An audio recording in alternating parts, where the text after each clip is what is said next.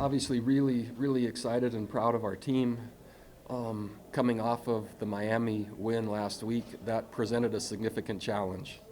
It was considered and labeled a lot of different things by folks as a signature or a breakthrough or et cetera.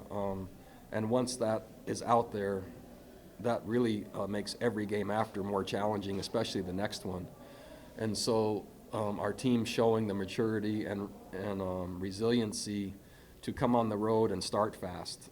So it wasn't just the way that they played the game, but the start was indicative of their mindset. And we worked really hard on that, if you will, to erase Miami on Monday and insert Duke. And our players took that to heart. Our special teams, our return game, I think, was the catalyst for this victory, especially early on. Duke is very strong on defense, but they were backed up consistently. And so field position through our return game gave us a really nice advantage in momentum and a start after coming on the road into this environment. Duke made some nice adjustments, and their quarterback did a nice job on their first drive, and we mis-executed, 2 or 3 critical plays. They got in the end zone. And as expected with a David Cutcliffe coach team, they're going to be sound and solid and competitive and resilient and battle. And so that played out exactly as they're trained. I'm talking Duke, and they deserve credit for that. As always in the ACC, the team that makes the most plays at the critical time wins. And we made a few more plays than our opponent.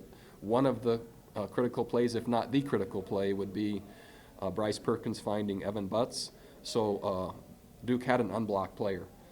So they rushed more than we could protect against under the current protection. And so they had an unblocked player. Bryce eludes him with no help of the rest of our team, stays active and alive, and finds Evan. And that was a huge play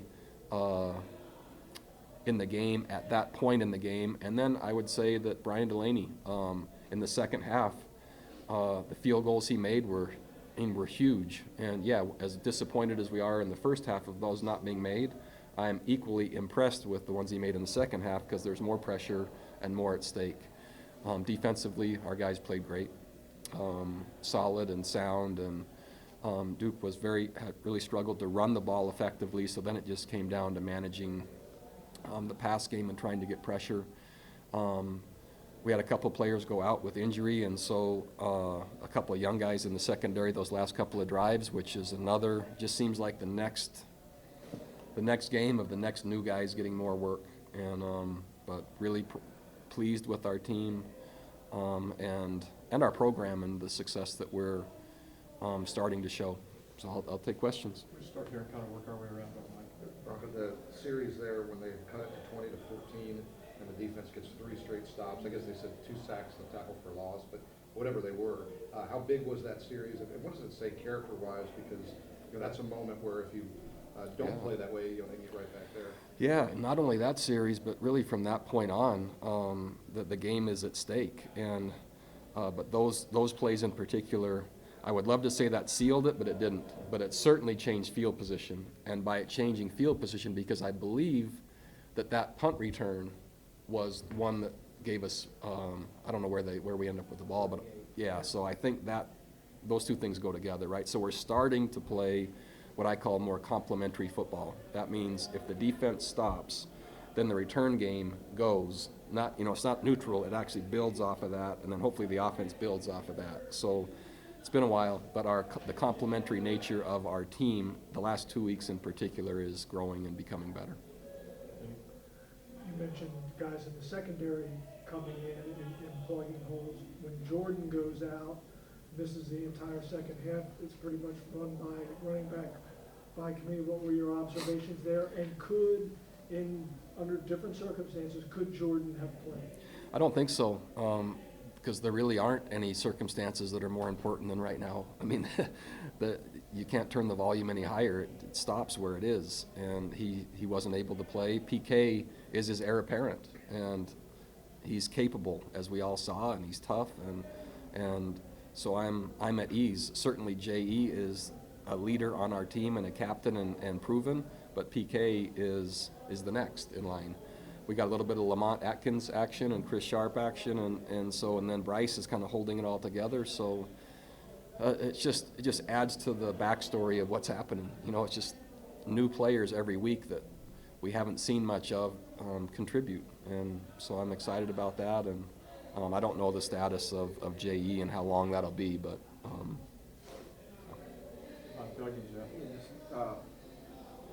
The interceptions, Juan and Bryce, I guess it kind of owned it over the years. I mean, let's talk about Juan.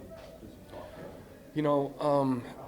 about? Going all the way back to Indiana, the 50-50 balls and those balls downfield, the teams that make the play on those balls, because it controls field position and momentum so drastically, and Duke's attempts downfield today and our interceptions controlled the momentum, whereas in games where we don't make those plays, they usually lead to scoring drives, and so we are getting better at playing the ball, the 50-50 balls, tracking it and making the plays downfield we need to, which then forces teams to be more sustainable in their drives, and there's a lot of different defensive looks, and Nick and Kelly and Shane and Vic are working really hard to innovate and find new things each week to highlight our existing personnel, and if we get enough chances, we can normally get to the quarterback.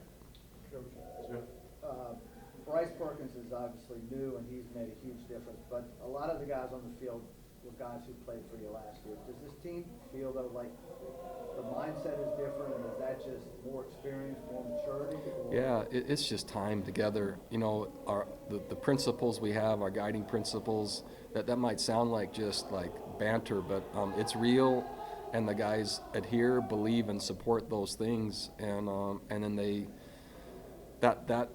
those things frame our culture, right? And within the culture is how they work, and time working increases execution, and when you increase your execution under duress like that, when you play an opponent, the outcome usually starts to shift over time.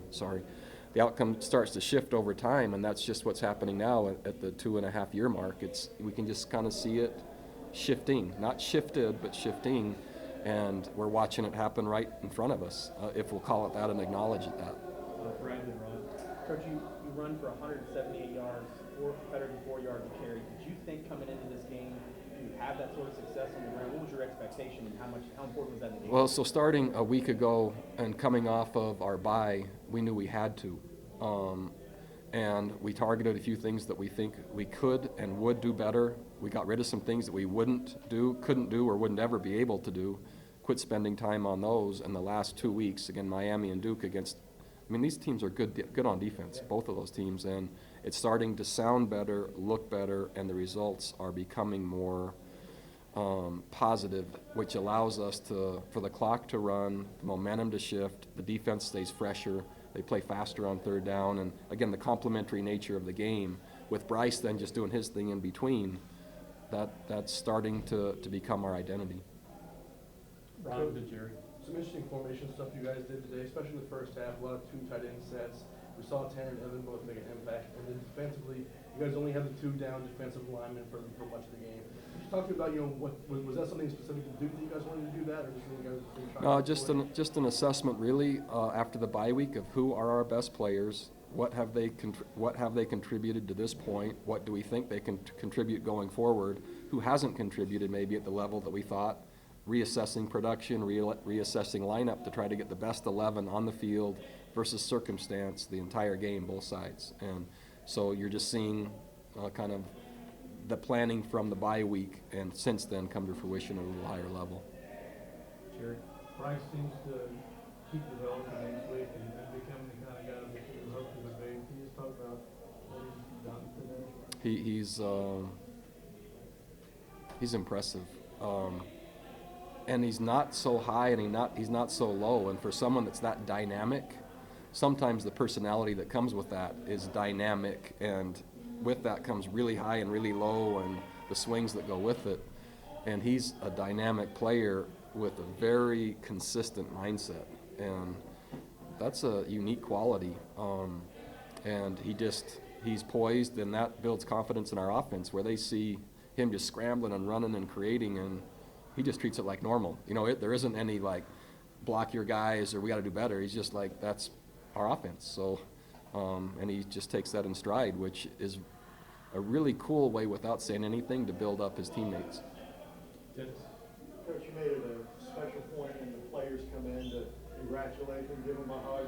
Is there any better feeling for a head coach to see the smiles of those guys coming in? There's not a greater payback other than being a parent with your own kids, seeing them smile through accomplishment than seeing the kids you coach smile through accomplishment. And accomplishment comes at a price, right? It's really hard, and they work tirelessly, and I love seeing them happy. It's more valuable than anything as a coach to see those that, I don't know, trust you enough to lead them, because they have to make that choice to let you lead them, and then to see them happy, it's totally gratifying. Do Dave and then Mike and then head out for the players. Bronco, you got to the cusp of bowl eligibility very quickly last year. What did you and your team learn from that experience in the second half? Oh, just the ACC is a difficult league, and rosters become thin, just as what's happening right now. And if you don't, so we have a saying in our program: if you quit learning, you become irrelevant. We say the same thing about improving. You have to keep improving. You have to keep innovating. You have to keep pushing. Otherwise, the coaches and the players in this league they catch up to you and go by you, especially when there's injuries at critical spots. So, yeah, it doesn't get easier each week, but it gets more challenging and more fun and more at stake, and if you're coaching and building a program, what else could you want?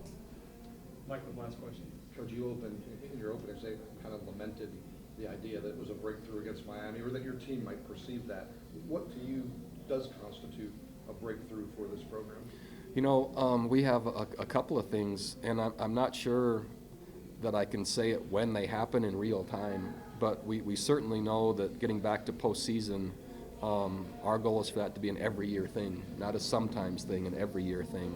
And then once we're there, we want to win. And so there's so much that has to happen even before we get to that. But if you're talking about landmarks and metrics, yeah, and the work that it takes to get to postseason consistently, like Duke has done, that's hard work. And then if you look at UVA specifically, we haven't beaten our rival in 14 years. And so when you're building college football programs and you're saying, man, what do you really want? Your postseason is really important, and your rivalry game is really important. And then everything else to get to that usually just kind of takes care of itself. And bowl eligibility, yeah, it's at stake. And that's for our third year, and getting back is a huge thing. Now that we've said all that, right, who do we play next week? And so it goes right back to forget everything else. Now that we've framed where we're going, who is in the way, what do we have to do? And so it's a unique balance of acknowledging and forgetting about it and driving everything into the upcoming game. All right, Thank you. Again,